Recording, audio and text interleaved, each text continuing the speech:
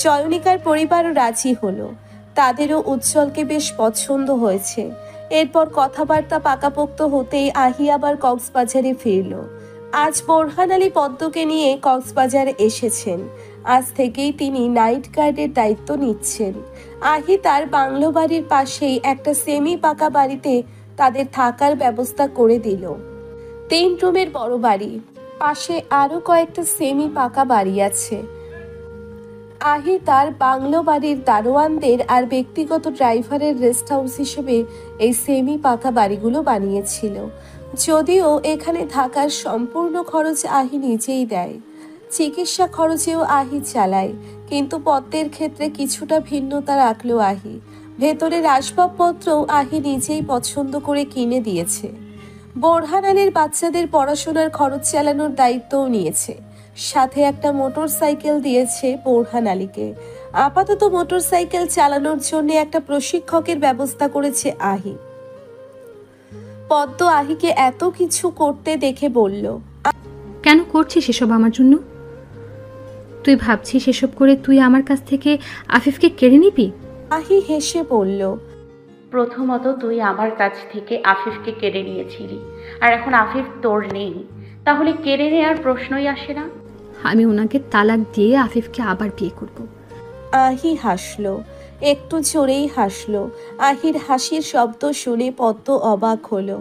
আহি পদ্মের হাত ধরে বলল, বোন, তোর তো আমার চেয়েও বাজে অবস্থা। নাইব ভাইয়ার শরণাপন্ন হতে হবে তোকে। বান্ধবীর বর কিন্তু, সাবধান। আমি তাই ছাড় পেয়েছিস। ওদিকে নজর দিলে লিনু তোর চোখ গেলে দেবে। আহি, আফিফ আমার স্বামী ছিল। তোর সেই স্বামী আমার ভালোবাসার মানুষ ছিল।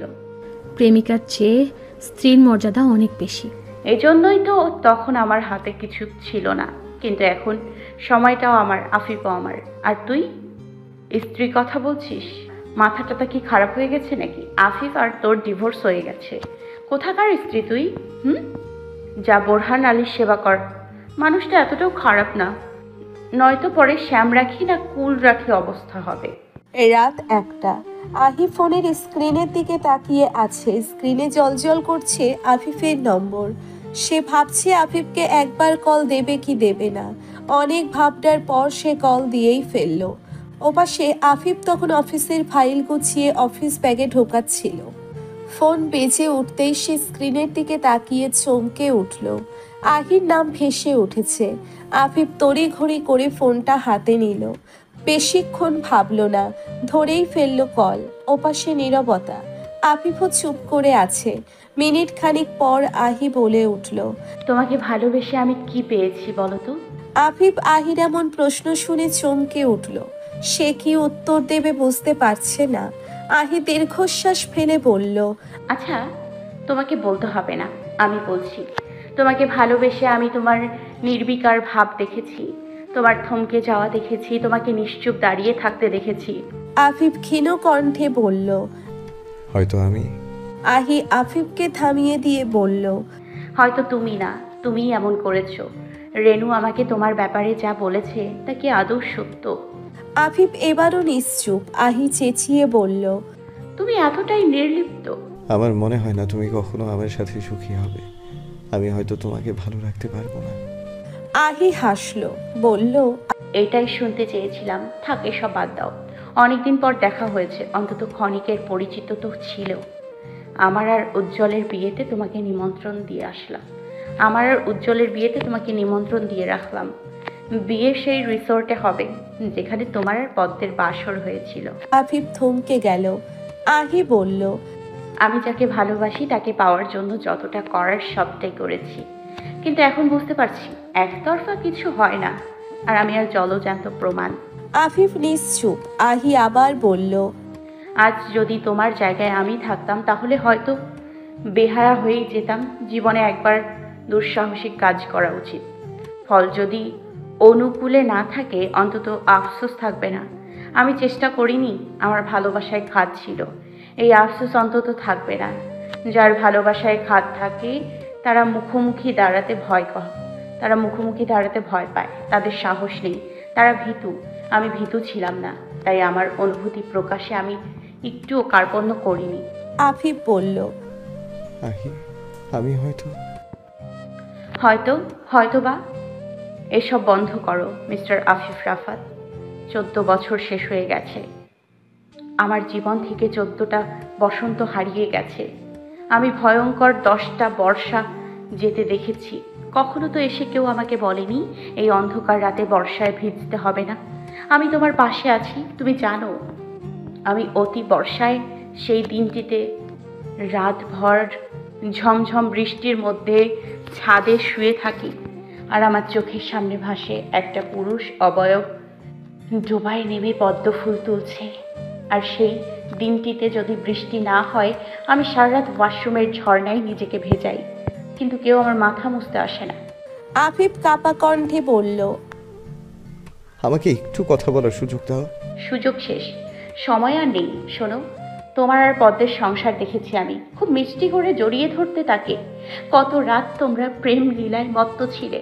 নয়তো কি আর এমনি এমনি সন্তান হওয়ার আশায় থাকতে? তুমি আমার সামনে ওর সাথে জড়াজড়ি করতে। হ্যাঁ, তোমার বউ ছিল, আমি তো কেউ না এসব বলার, কিন্তু খারাপ লাগতো। আমার খারাপ লাগতো আফিফ, কষ্ট হতো খুব। কারণ পদ্মের আগে আমি তোমাকে ভালোবেসেছিলাম। মেয়েটা হয়তো ভুল করেছে। আর যদি পদ্ম এমন না হতো, সে যদি সত্যিই ভালো মেয়ে হতো, তখন কি সংসারটা কখনো ভাঙতো? এখন তো তাজও আর নেই, তোমাকে থ্রেড দেওয়ারও কেউ থাকতো না। আমাকে বাঁচিয়ে রেখে কি লাভ হয়েছে বলো তো? আমার সম্মান বাঁচানোর জন্য তোমাকে বীরপুরুষ কে হতে বলেছে? যেদিন তাজও আর আমার গায়ে হাত দিয়েছিল, আমার গলায় ওর অষ্টধয়ের স্পর্শ। আফিফ আহিকে থামিয়ে দিয়ে বলল, আহি প্লিজ, ওমা, বীরপুরুষের এত গায়ে লাগছে কেন? আমাকে ক্ষমা করে দাও আহি। মিস্টার আফিফ, আমার বাবা আর তোমার মধ্যে তেমন কোনো পার্থক্য নেই। বাবা জেনে শুনে আমাকে তাজওয়ারের হাতে তুলে দিয়েছিল, আর তুমি আমাকে বাঁচানোর জন্য সেই পুরুষের হাতেই আমাকে তুলে দিলে। হ্যাঁ, আমাকে সেদিন ছেড়ে গিয়েছিলে যাতে তাজওয়ার আমার ক্ষতি না করে। একবারও ভাবনি তুমি ছেড়ে দেয়া মানেই তাজওয়ার আমাকে পাওয়া। আহি, আমার এত ক্ষমতা ছিল না। আমি তাজওয়ারের বিরুদ্ধে গিয়ে কিচ্ছু করতে পারতাম না। আমার আর্থিক অবস্থা, মানসিক অবস্থা কোনোটাই ভালো ছিল না। হ্যাঁ, আমি ভীতু ছিলাম। আমি এমন পরিস্থিতির জন্য প্রস্তুত ছিলাম না। হিরোইজম ছিল না আমার মধ্যে। তবুও তোমার মতো জিরোকে আমি ভালোবেসেছি। আফিফ চুপ হয়ে গেল।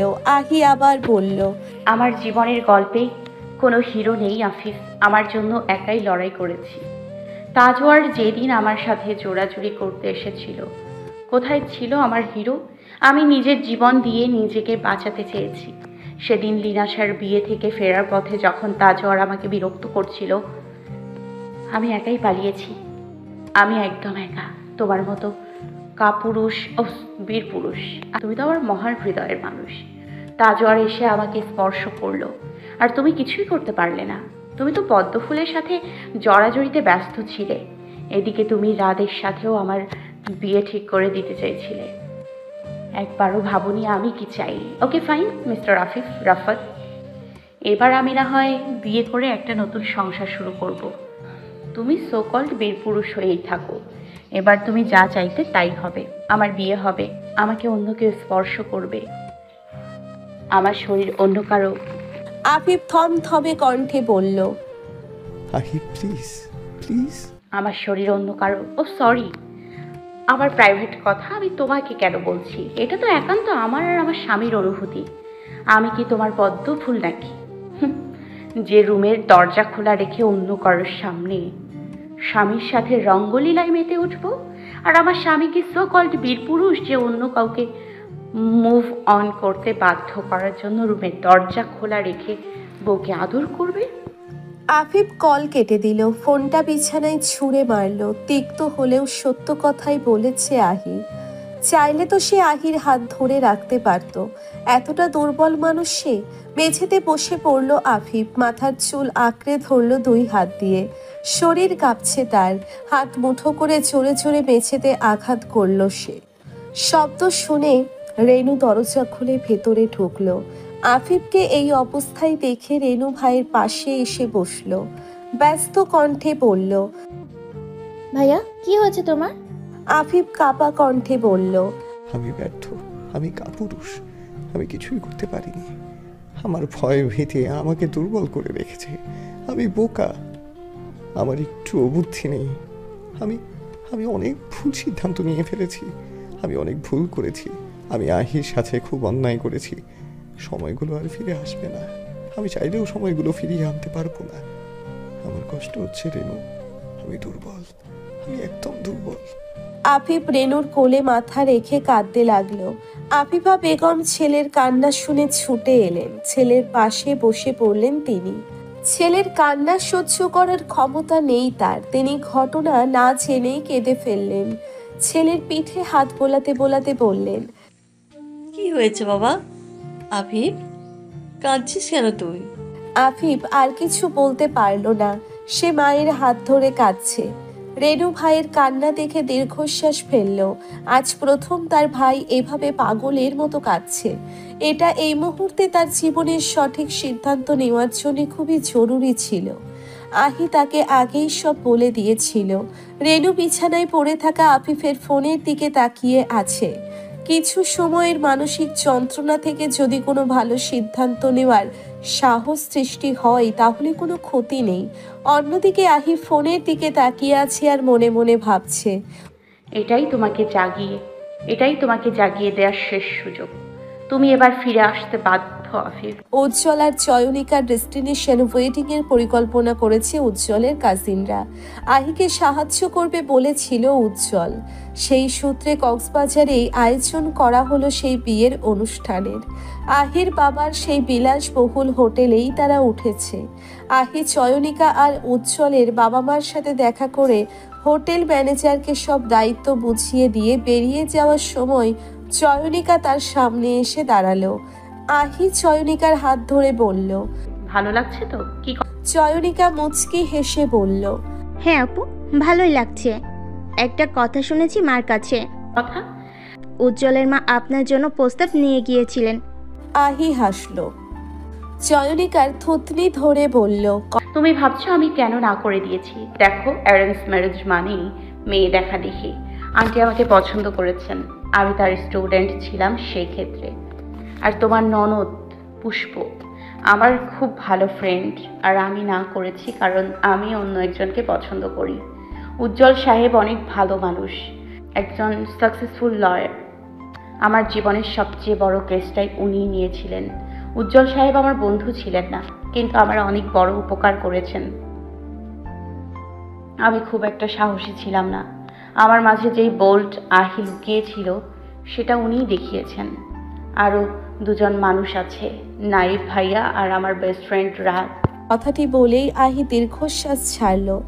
চয়নিকা উজ্জ্বলের দিকে তাকালো, মুচকি হেসে বলল, আপু, আপনার উপর আস্থা আছে, নিশ্চয়ই ভালো হবেন উজ্জ্বল।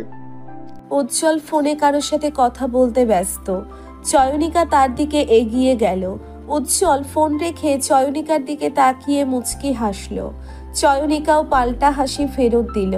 তখনই পুষ্প মাঝখানে এসে বলল, বিয়ের আগে নো কথাবার্তা। কথাটি বলেই চয়নিকাকে টেনে নিয়ে গেল সে। উজ্জ্বল কপাল চুলকে হাসছে। আহি তাদের চোখাচোখি দেখে হাসতে লাগলো। মনে মনে বলল, খুব মনে পড়ছে তোকে রাত, খুব বেশি। হুট করে হারিয়ে গেলি তুই। কেন বলেছিলি সেদিন আমার হাসি দেখতেই মরে যাবি? এখনো সেই বাক্যটা আমার কানে বাজে। তোকে কোনোদিন ভুলতে পারবো না। তুই আমার মেডিসিন ছিলি, আর এখন মেডিসিন ছাড়াই আমি বেঁচে আছি। কেউই চলে যাওয়া মানুষটিকে ভুলতে পারে না, কিন্তু তাকে ছাড়া চলতে শিখে যায়। সত্যি রাত, খুব মিস করছি তোকে আজ। দেখছিস রাত, আমার জীবনের সব ঠিক হয়ে যাচ্ছে, শুধু তুই নেই আমার পাশে। মেঘলা আকাশ, খুঁটখুটে অন্ধকারে এআরটি গ্যালারি ছেয়ে গেছে। একটু আগেও গেটের বাইরে জ্বলছিল সোডিয়াম বাতি। হুট করে বন্ধ হয়ে গেল সব কটা। গ্যালারির ভিতর ছোট একটা রুমটি ধীরে ধীরে আলোকিত হচ্ছে একের পর এক মোমের আলোতে। আহি দেওয়ালের তাকের উপর একের পর এক মোম বসিয়ে সেগুলো জ্বালিয়ে দিচ্ছে। গ্রিলবিহীন খোলা জানালা। আহি জানালা খুলে দিল। বাইরে এক নজর চোখ বোলালো। শহরে হয়তো বিদ্যুৎ নেই, অবশ্য খবর পেয়েছে সে কয়েক ঘন্টা এই এলাকায় বিদ্যুৎ থাকবে না। অন্য ব্যবস্থাও আছে, কিন্তু আহি এই মুহূর্তে নিস্তব্ধতা চাইছে। চাইছে অন্ধকার ঘর, তাই কৃত্রিম ব্যবস্থা বন্ধ রাখলো সে। বর্ষার মাস শুরু হয়েছে, অনেক দিন হলো। 1 সপ্তাহ টানা বৃষ্টির পর আজ একটু বিশ্রাম নিচ্ছে মেঘেরা। আহি জানালার পাশ থেকে সরে তার ইজেলের সামনে এসে দাঁড়ালো। ইজেলের উপর রাখা ক্যানভাসে অর্ধেক রং মাখানো ভিন্ন একটা ছবি আঁকছে সে। আলো আধারের ভিন্ন রূপের মিশ্রণে আঁকবে একটা ছবি। আহি মোটা ব্রাশ হাতে নিল, মনোযোগ দিয়ে রং মেশাতে লাগলো। হঠাৎ আহি থমকে গেল। নিস্তব্ধ ঘরে কারো পদশব্দ শোনা যাচ্ছে। গ্যালারিতে কেউ হাঁটছে। কে এসেছে এই অসময়ে? গ্যালারির বাইরে রহমান এআরটি গ্যালারির নাইট গার্ড। আহি ঘড়ির দিকে তাকালো। ঘড়িতে 10:05। ঠিক 10টায় রহমান বিরতি নেয়। রাতের খাবার খেতে যায়, পাশেই তার বাড়ি। যাওয়ার আগে বাইরের গেট লাগিয়ে দিয়ে যায়। তাহলে কি রহমানের অনুপস্থিতিতে কেউ গেট টপকে ভিতরে এসেছে? গ্যালারিতে কোনো দামি জিনিস নেই। দামি জিনিস মাসে একবারই গ্যালারিতে এনে রাখা হয়। সেদিন গার্ডের সংখ্যাও বাড়ে, কিন্তু আজকে এসেছে। আহি পাশের টিস্যু বক্স থেকে টিস্যু নিয়ে হাত মুছল। হঠাৎ সে অনুভব করলো রুমের দরজাটা খুলে গেছে। ক্যানভাসের পাশের টুলে কাঁচি রাখা। আহি কাঁচিটির দিকে তীক্ষ্ণ দৃষ্টিতে তাকালো। হাতে তুলে নেওয়ার জন্য কাঁচিটির দিকে হাত বাড়াতেই সেই পরিচিত পারফিউমের গন্ধটি নাকে এসে ঠেকল। আহির হৃদস্পন্দন বেড়ে গেল। অস্ফুট স্বরে বলল, আফিফ।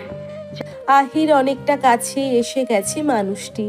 নিস্তব্ধ ঘরে নিঃশ্বাসের শব্দ বেশ স্পষ্ট বোঝা যাচ্ছে। আহি তবুও কাছিটা হাতে নিল।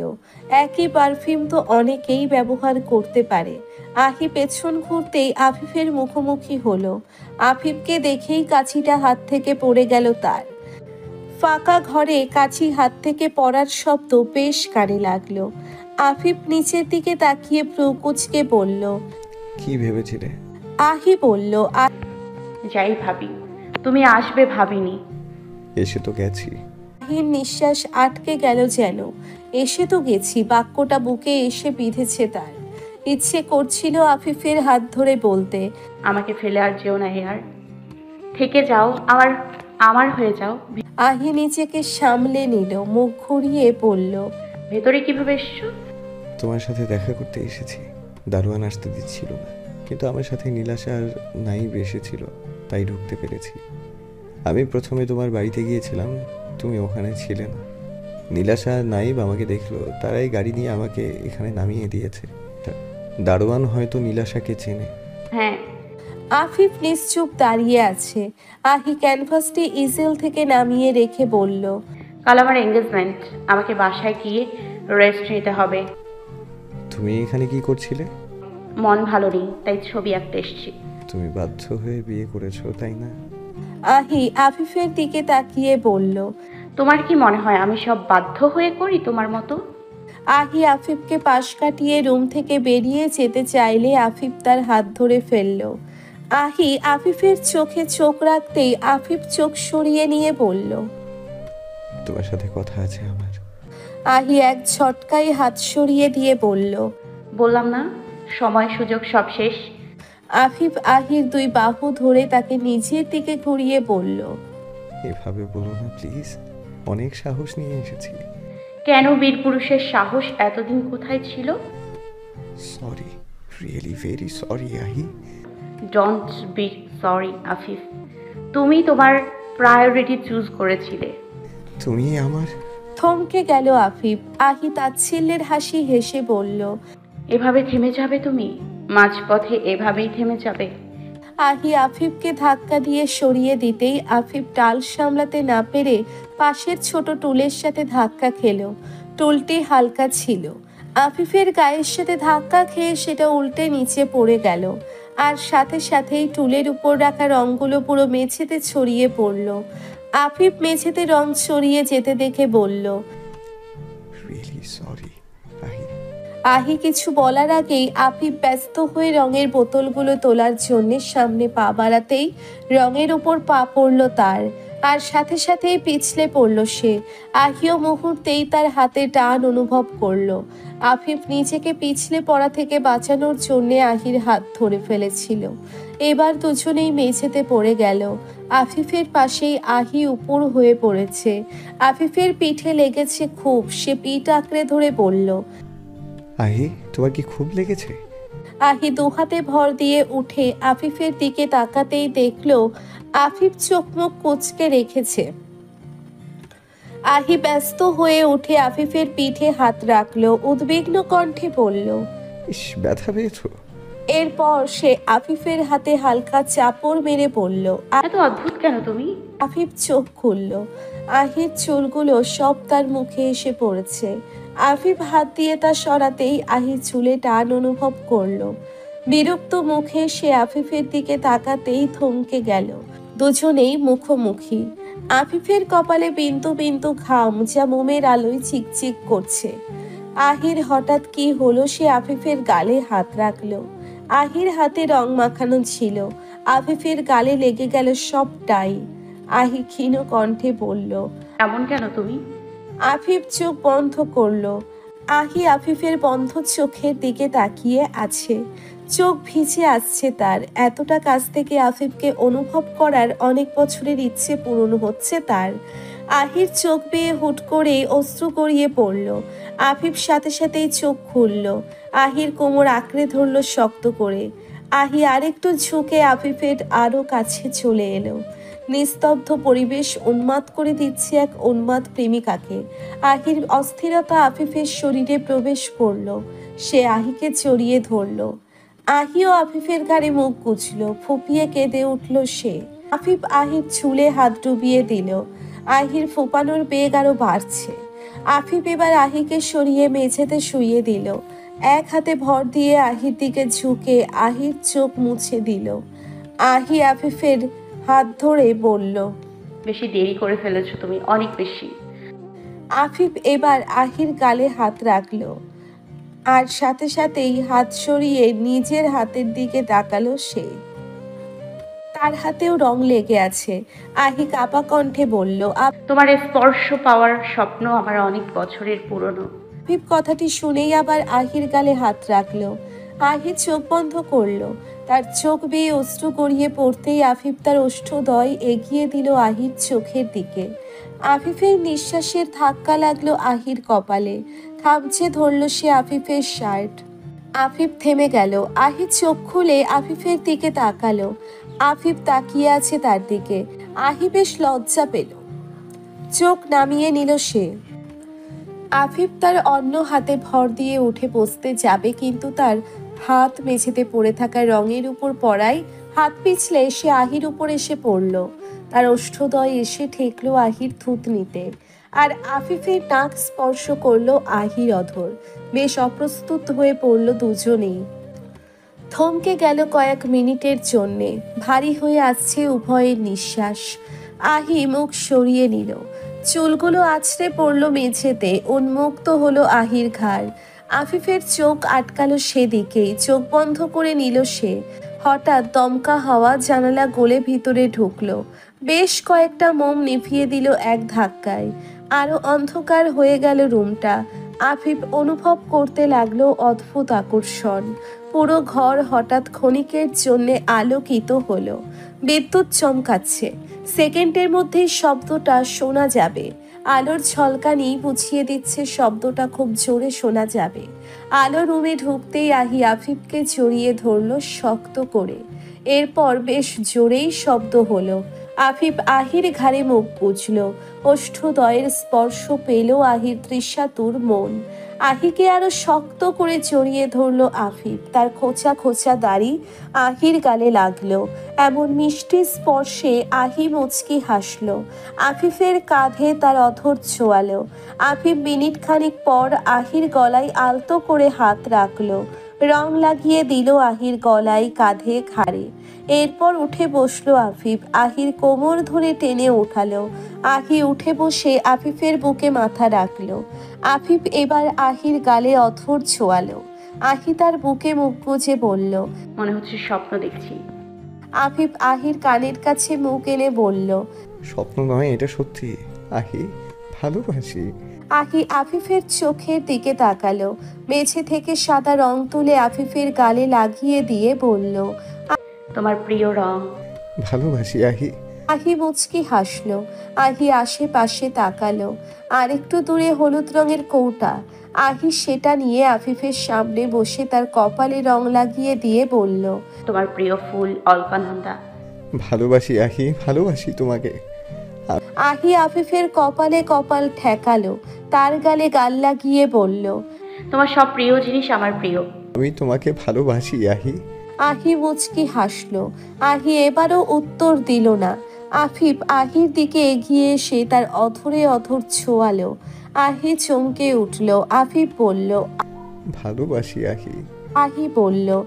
আমি গত 14 বছরে যতবার এই বাক্যটা উচ্চারণ করেছি, তোমার কয়েক মিনিটে বারবার বলাতেও সেটা গ্রহণযোগ্যতা পাবে না। তাহলে কি করব আমি? তুমি জানো না আমি কি চাই। আফিফ নিশ্চুপ। আহি আফিফকে সরিয়ে দিয়ে উঠে দাঁড়ালো। আফিফের সাথে সাথে উঠে দাঁড়িয়ে আহির হাত ধরে বলল। উজ্জ্বলকে বিয়ে করো না আহি। আহি অন্যদিকে ফিরে মুখ চিপে হাসলো। আফিফ আবার বলল। কিছু তো বলো, অস্থির লাগছে আমার। আহি আফিফের দিকে ঘুরে বলল। কেন অস্থির লাগছে? ভালোবাসি তাই। আহি অবাক কণ্ঠে বলল। হঠাৎ ভালোবেসে ফেললে? আগেও তো বাসতাম। আগে তো অস্থির লাগেনি। লাগতো, কিন্তু আমি বলতে পারিনি। কেন? সাহস ছিল না। এখন এত সাহস হয়ে গেছে? আমার গ্যালারিতে এসে আমার মুখোমুখি দাঁড়িয়ে আছো। আফিফ আহির হাত ছেড়ে দিল। অস্থিরতা তার চোখে মুখে স্পষ্ট ফুটে উঠেছে। আহির সামনে হাঁটু গেড়ে বসলো আফিফ, জড়িয়ে ধরলো আহির কোমর, কান্ডা ভেজা কণ্ঠে বলল। আমাকে বকো, যা ইচ্ছে বলো। হ্যাঁ, আমি মানছি আমি সঠিক সময়ে সঠিক সিদ্ধান্ত নিতে পারিনি, কিন্তু আমাকে ছেড়ে যেও না আহি। উজ্জ্বলকে বিয়ে করো না।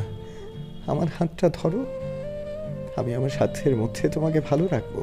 আহি আফিফের চুলে হাত ডুবিয়ে দিয়ে বলল। সময় সুযোগ শেষ।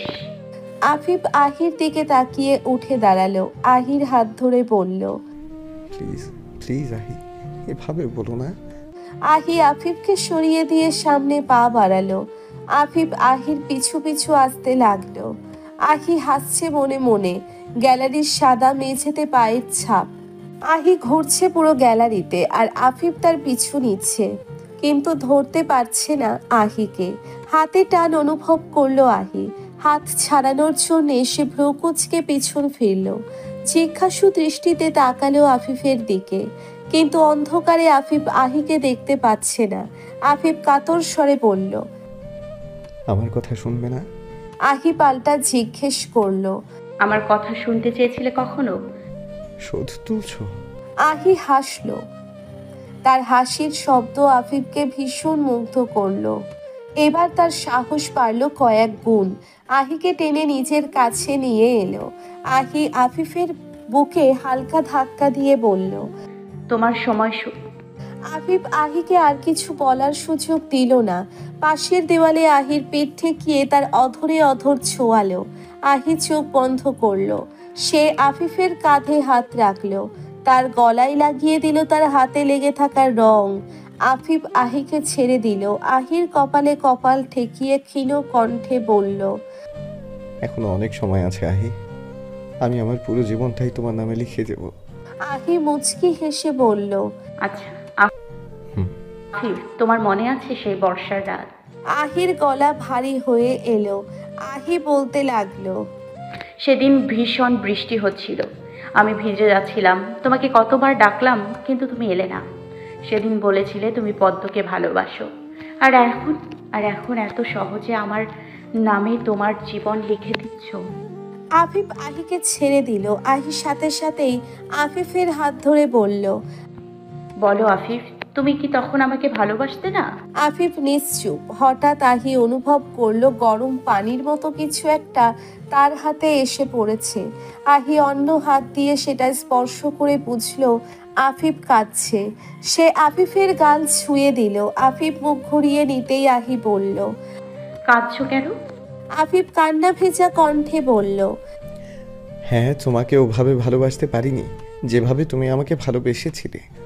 আমি হয়তো তোমার যোগ্য নই, কিন্তু আমি যেই পরিস্থিতিতে ছিলাম তোমার ভালোর জন্যই এটাই আমার কাছে সঠিক সিদ্ধান্ত মনে হয়েছিল। তোমার চিরকুটগুলো বাসায় এসে কত শতবার পড়তাম তুমি জানো না। আমার অবুঝ মনে তোমার অমন করে ভালোবাসা প্রকাশ করাটা কতটা প্রভাব ফেলেছিল। আমি তখন রাত দিন তোমার কল্পনা করতাম। একদিনও চারুশিল্পে যাওয়া বাদ দিইনি। প্রতিদিন তোমার চিরকুট পড়ার জন্য আগ্রহ নিয়ে খাতা খুলেছি। তুমি আমার জন্য অদেখা প্রেয়সী ছিলে, যাকে আমি দেখিনি, শুধু অনুভব করেছি। তোমাকে না দেখে যতটা ভালোবেসেছি ততটা আমি দেখেও পদ্মকে ভালোবাসিনি। তবে এটা ঠিক, আমি পদ্মকে ভালোবাসতাম, অস্বীকার করব না এই কথা। তবে বিয়ের আগে কখনোই না। তাজওয়ার খান আমাকে থ্রেড দেওয়ার পর আমি বুঝেছি তোমাকে পাওয়া আমার ভাগ্যে নেই। আমি আমার আপাকে বাঁচাতে পারিনি, তোমাকে কিভাবে বাঁচাবো? বিয়ের পর তোমাকে নিয়ে কোথায় রাখবো? তাজওয়ার আমাকে বাধ্য করেছিল তাড়াতাড়ি বিয়ে করতে। আমার সামর্থ্য ছিল না, তবুও আমি বিয়ে করার সিদ্ধান্ত নিয়েছিলাম। মা রাজি ছিল না। সবার মনে হয়েছিল পদ্মকে ভালোবাসি, তাই তাড়াহুড়ো করছি। সত্য এটা ছিল না। সত্য ছিল আমাকে সময়ে বেঁধে দেয়া হয়েছিল। তাই কোনোভাবে মাকে রাজি করিয়েছি। পদ্মের বাবা ওর জন্য ছেলে খুঁজছিলেন। আমার ওকে দেখে মনে হয়েছিল ভালো মেয়ে। আর ওর হাবভাব দেখে বুঝতে পেরেছি আমাকে পছন্দ করে। আমি তো ছেড়ে দেওয়ার জন্য সংসার করিনি, তাই পদ্মকে বিয়ে করেছি। এরপর ওর সাথে কথা বলতে বলতে ওর প্রতি মায়া জন্মে গিয়েছিল। স্বামী হিসেবে স্ত্রীকে ভালোবাসা আমার দায়িত্ব। আর পদ্ম এতটা ইনোসেন্ট ছিল, আমাকে কখনো অভিযোগ করার সুযোগ দেয়নি। আমি তো জানতাম না, মেয়েটাই আমাকে সবচেয়ে বড় ধোঁকা দিয়েছিল।